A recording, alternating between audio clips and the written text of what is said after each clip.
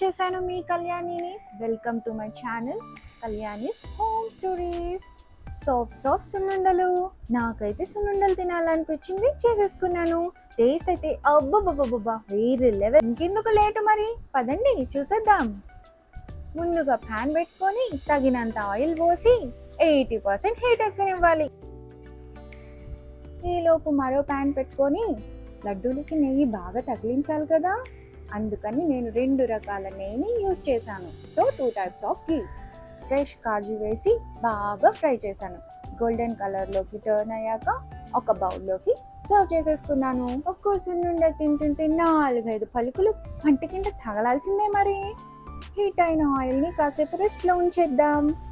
Fried kajus and 15 యాలకులు చక్కెరలో వేసి mixie కొట్టి పౌడర్ కొట్టాను.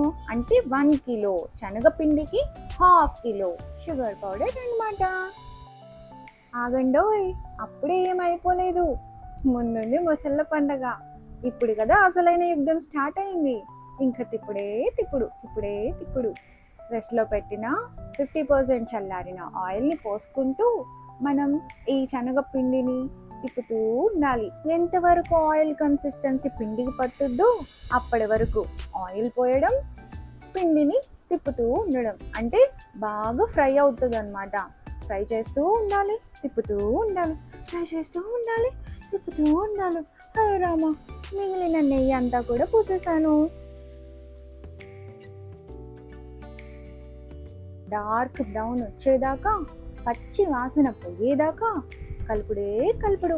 స్టవ్ సిమ్లో పెట్టుకొని షుగర్ పౌడర్ కూడా వేసుకొని బాగా కలుపుకోవాలి. అటు ఇటు కలుపుకోవాలి. కష్టపడితేనే ఫలితం బాగుంటుంది. నాకు కూడా ఆయాసం వచ్చేసింది. దాదాపు 30 minutes రోస్ట్ చేస్తే ఇలా గోల్డ్ కలర్లోకి ఇచ్చిందనమాట. కొంచెం పిండిని చల్లారనిచ్చి ఫ్రై చేసుకున్న కాజూస్ అన్నీ కూడా వేసి బాగా మిక్స్ చేశాను పిండిలోకి. ఏమండోయ్ మిమ్మల్ని, ఇవాళ రేపు ఎన్ని జంక్ ఫుడ్స్ తింటున్నారండి పిల్లలు. ఇట్లాంటివి కాస్త ఓపిక చేసుకొని వాళ్ళ కోసంగా ఇష్టంగా చేసి పెట్టండి. ఎంత హెల్దీ ఫుడ్, ఎంత tasty food.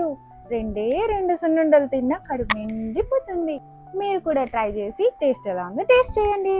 Thanks for watching.